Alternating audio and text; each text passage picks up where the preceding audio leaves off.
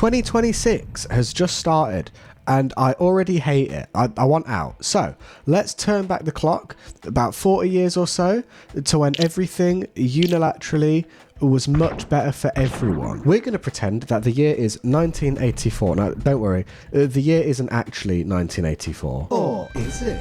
Now, according to a bunch of think pieces by people who just so happened to be in their 20s at the time, 1984 was the best year in music history. And if you think that that's a slightly bold claim, let me raise you this.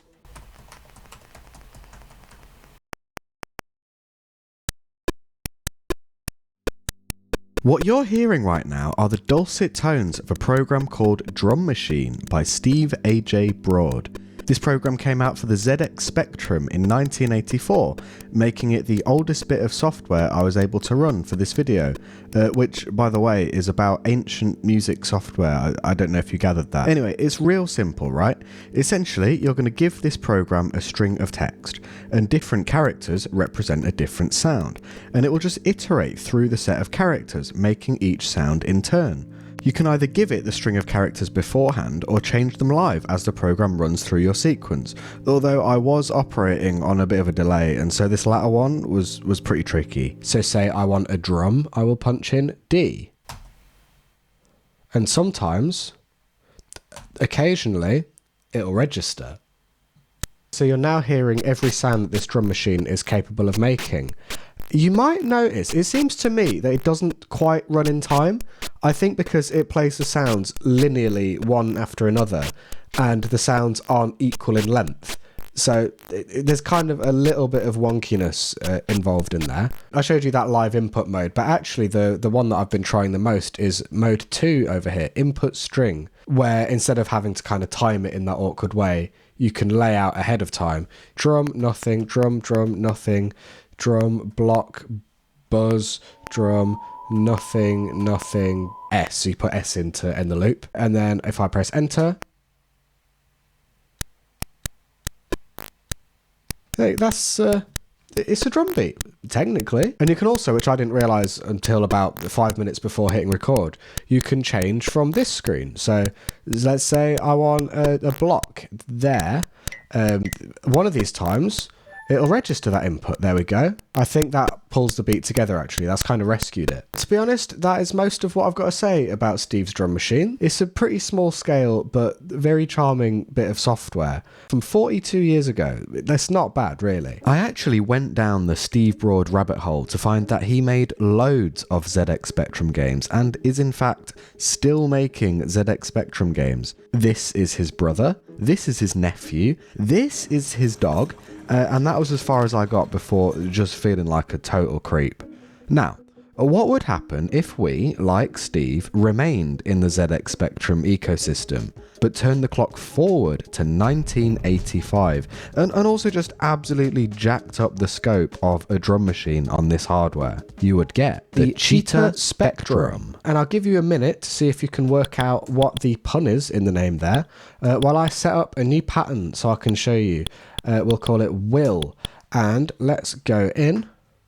And we're now editing with Cheetah SpecDrum. And if I put together a rudimentary little drum beat here, comprised of open hi-hats, closed hi-hats, kicks and snares, and if I press D to play this bad boy, what you'll notice is, holy, do those drums not sound way better than Steve's from just a year ago? And the reason that they sound so much better is because SpecDrum actually used an extra little peripheral. There was a little bit of hardware that came with a disc, and you plugged that in, and it gave you access to some digitally sampled drum sounds, which in 1985, for like 30 quid when this came out, was genuinely quite groundbreaking. Like the Lindrum sounds very similar and came out maybe 3 years before, and that was expensive as hell. So really, this was quite a breakthrough for just like your everyman. I'll demonstrate a couple of the extra little sounds here. So for instance, we can have a cowbell. We'll put a couple of those in. Maybe we'll do this kind of little motion with the clap, a high tom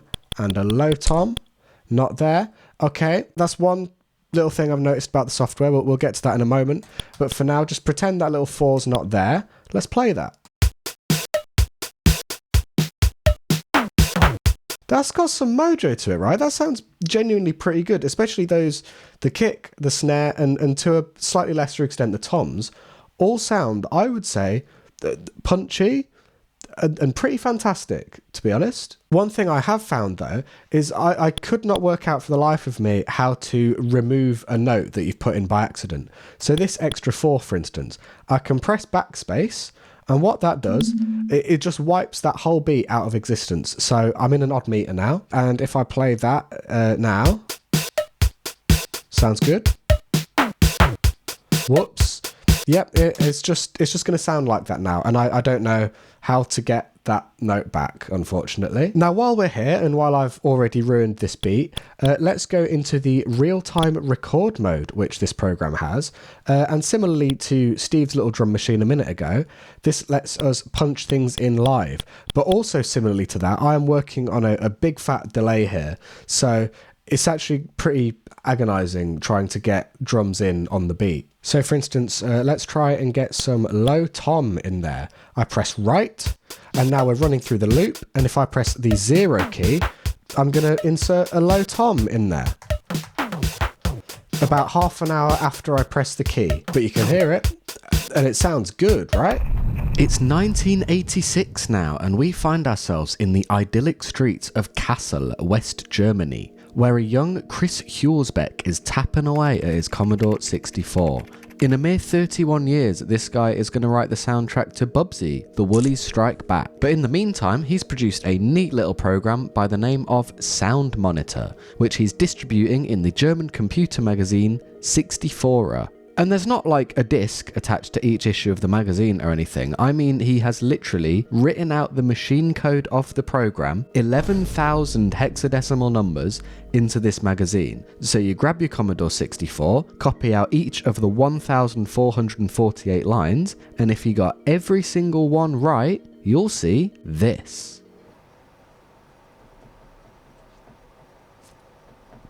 See, the trouble is, the only tutorial I could find for this was in German, and the only manual I could find for this was also in German. No, I wasn't ever going to get far with this one.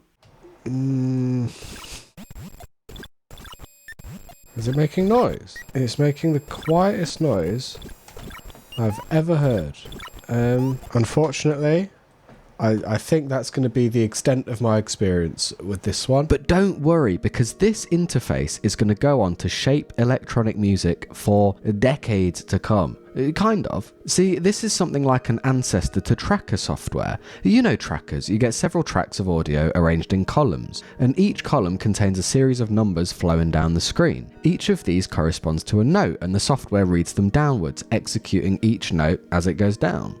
Soundmonitor looks pretty well like a tracker, but if you're going to be a total Melvin about it, then it kind of isn't one. See, Soundmonitor makes chip music, whereas a lot of people will tell you that a tracker is only a tracker if it works with samples. Fast forward to 1987, we are now only 30 years away from the release of Bubsy, The Woolies Strike Back, but to while away the long wait, another German by the name of Carsten Abarski has taken Soundmonitor and he has ran with it to make a Commodore Amiga program called Ultimate Soundtracker. And despite the actual meaning of the word ultimate, this is the first tracker, and it looks like this.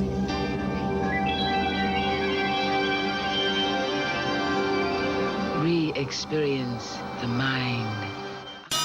I couldn't get it to run, but that's okay, because this thing was bootlegged to oblivion in a lineage so convoluted that, well, here's a graph. What's important for now is I'm going to show you one of the more famous clones, Protracker from 1990, but specifically Protracker 2.3 from 1993. Why that one? A, it's very well loved among the tracker connoisseurs, but mainly B, it's got a really good Windows port by 8-bit Bubsy. Oh no! Protracker 2.3. First of all, check this out. Cursor. Second of all, a little bit of background, right? So I had the idea for this video, and it was going to be like, I was going to go in blind, discover all of these softwares in real time, try and kind of work out how to use it. And the fun was going to be, you know, oh, what, how do I even use this thing? This is so weird and novel, man. It turns out incredibly boring video if I do that, because it would just be me fumbling, not knowing how to do anything. So I've studied a little, right? I've worked through some tutorials for Protracker and I've learned how to use it. Turns out, I think I'm into trackers. This software is so unbelievably fun. Let me show you how it works. So Protracker, much like the little series of programs leading up to it, is a sampler, which means that it works on these little discs that you used to put into your Amiga. I've got a few of them, for instance, the iconic kind of discs that came with the original Soundtracker software, and that gives you access to sounds like this. Or this. I'm playing these in with my keyboard. Maybe, for instance, breath. And what we do once we find a sound that we like, say for instance this bass drum, is we start entering it down here. So we pop in the notes. I'll put one on beats 1 and 4 and 8 and 12, and then if I play that, there's our beat, baby. Let's start a new track over here. These are pre-panned, so I'm picking this one because it's centered, and we can get some claps involved. Groundbreaking. So I've put together an extremely rudimentary beat, right? You'll notice a little bit of hexadecimal code. Don't worry too much about it, but also that is the heart and soul of Protracker, so maybe worry about it a bit, but there's not scope in this video for me to discuss all that. I've used 2 of my tracks now to put together an extremely rudimentary start to a track, which sounds like this. And just to give you an indication of kind of the way in which this program works, well, I want this now to loop back to the beginning. And the way that you do that, in fact, the way that you do everything in Protracker is with hexadecimal commands. Every single command here is actually split up into several parts. So we have C3, that is the note name, 04, which is the sample being played, and then these last 3 digits here are reserved for the hexadecimal commands that can do all kinds of different things. So if I want to make this track loop back to the beginning after line 31, which I very much do, I'm going to have to use the B command. So in this column here, that specifies the type of command that you're going to input, going from 0 to F, the lowest to highest values of hexadecimal, and then these 2 digits specify kind of what you want that command to actually do. So I've given it the B command. I want it to go back to line 00 in this instance. So hopefully, if I've done it right, there we go. It loops back to the beginning. I'm a genius, I know. There we go. Nice little cheesy retro melody in there now. But let's say I want to maybe have like a cute echo going on there. So what I will do in a very, very smooth copy and paste function is I mark a block, copy the block, and then, check this out, I paste it with, say it with me, Control J. Okay? Now I've got a whole bunch of notes, but they're all the same volume. That's not very echoey. So I need to use the C command, which sets the volume. Now the highest volume is C40, so if I set my real notes to C40 and then each of those echo notes to C20, check out what happens. And there we go, we've got like a cute little pseudo echo situation going on. It's quite charming, right? Now we've got one more track left, so I can work out something to put on that jam. What's it going to be? Who knows?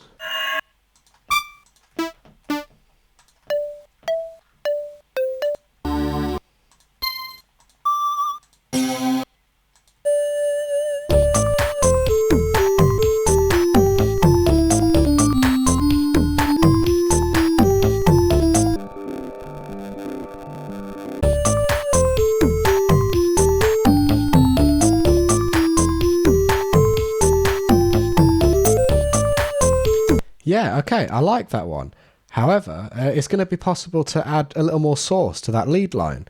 For instance, how about a little... It's at this point that I start just painstakingly tweaking the audio note by note, and I don't think you need to watch that. So how about I just skip to the end of this track?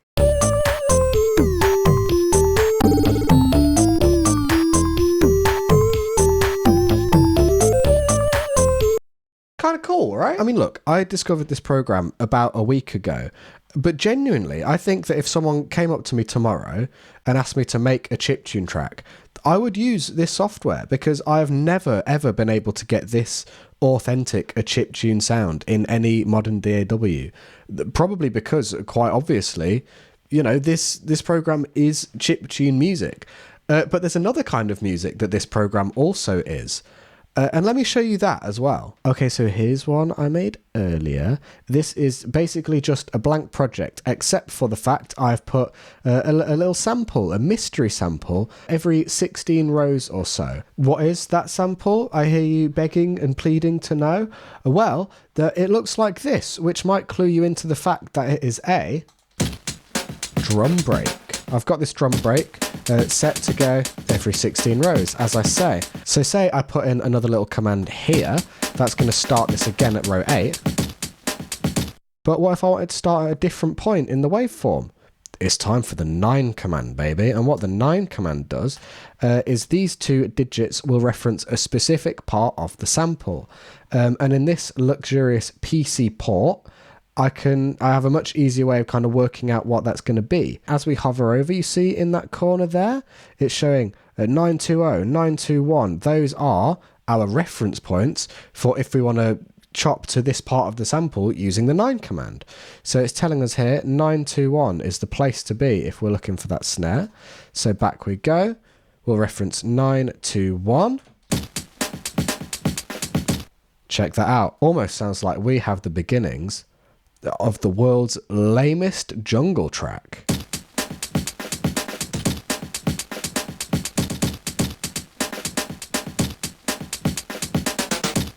There you go, that's my chop.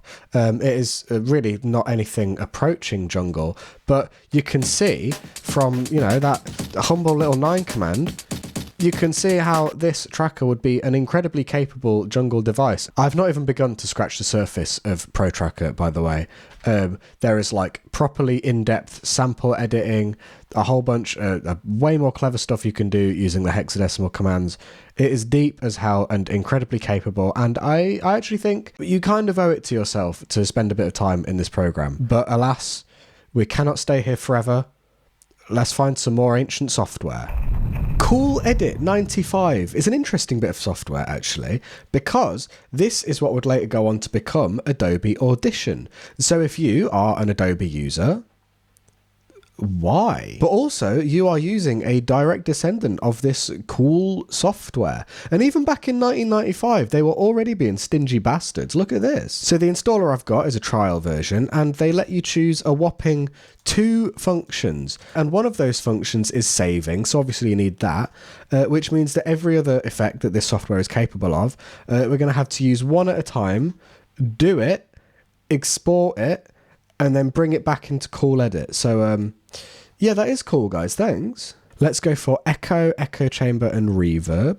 Very exciting. And here is our cool software. Now, you know what I wanted to do at this point in the video? Man, it would have been so great. I was going to finish off that little track in Protracker and then see if I could master it in Cool Edit. That's so full circle, right? Would have been sick. However, whenever I tried to import the file, it just immediately crashed Cool Edit. Let's instead open up something that roughly appropriate. We've got the sound font from Mario Paint here, specifically. Here is a bass sound. Mario Paint obviously came out in 1992, and also I've done a video on it. So watch that. But yes, here is a bass. We can edit that in any number of exciting ways. I can generate a bit of silence to go on the end of my recording. And that's going to give us a bit more room to play with. So then, let's say, for instance, I want to use some of the famous echo chamber and or reverb. How about echo chamber? 3D echo chamber. We've got the basement preset. Let's hear how that sounds. It's cutting edge. What I'm interested in doing here, by the way, is I just want to completely mess up this sample, turn it into something completely unrecognizable, and then bring it back into the Amiga and see if there's anything interesting that can happen. Probably not. What followed now I'd call an exercise of DD, directionless desperation, in which I kept on trying to open and close Cool Edit, just looking for some kind of means of mangling this sample into anything interesting. Every now and again I'd stumble on a sound like this, or this, and then I'd throw out some garbage like there's clearly something about that, or I'm starting to see a bit of vision, despite there quite clearly being no hope for a sound like this. Okay, that is a waveform. Let's hear it.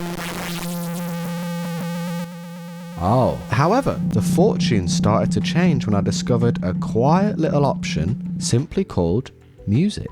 Before I do anything else, I'm just fascinated to know what this music option does. Oh, no shot. There's a score editor.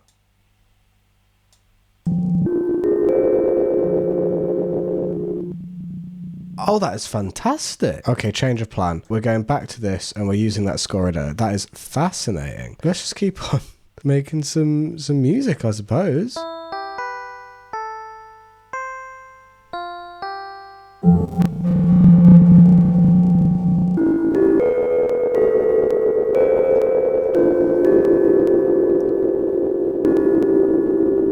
Oh, that is so bizarre.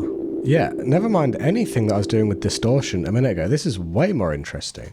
Okay, give me another version of Cool Edit. I want to reverse it, and then I'm going to bring it back into the reverb. I very much carried on in this just disorganized way, really just doing things, you know. But after a lot of tweaking, I ended up with this PlayStation 2 startup as sound. And look, let's remember that this sound did start off like this. So yeah, fair enough. Cool Edit 95, quite powerful.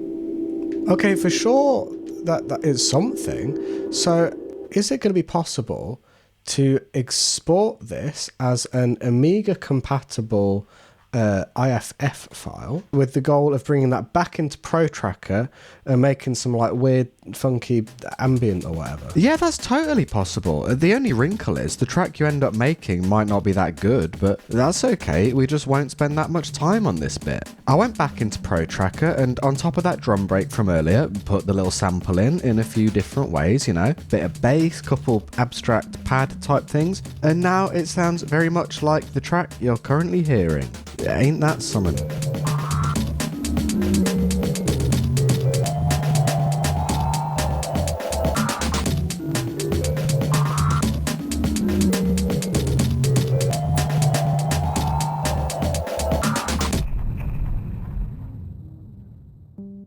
You should try these. I mean, maybe I'm being really condescending right now and loads of you have already tried these, but if not, man, you have got to give some of this software a go. There's something about being confronted with a completely new interface, having to solve new problems, sometimes with some pretty gnarly restrictions.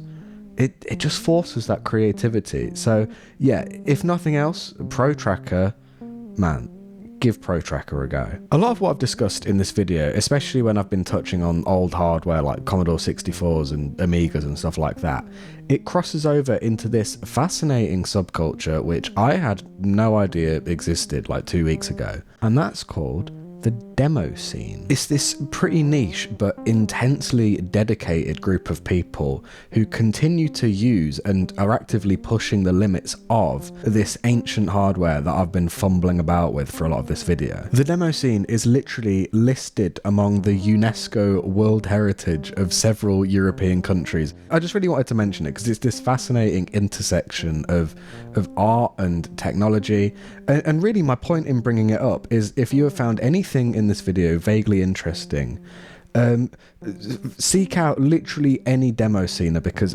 absolutely any one of them would wipe the floor with me in terms of knowledge, creativity, friends. So yeah, basically I just want to say enormous love and respect to people who actually spend their lives operating this hardware and software, and know it much more intensely than I possibly could just kind of, you know, dipping my toes in for the sake of a YouTube video. Anyway, speaking of that YouTube video, it's done now, I'm afraid, so I've got to recommend you something else for the sake of the algorithm. Let's go for the video where I make music using this very laptop, because it makes sounds. It makes sounds you wouldn't even have expected, like this one. Bet you weren't expecting that.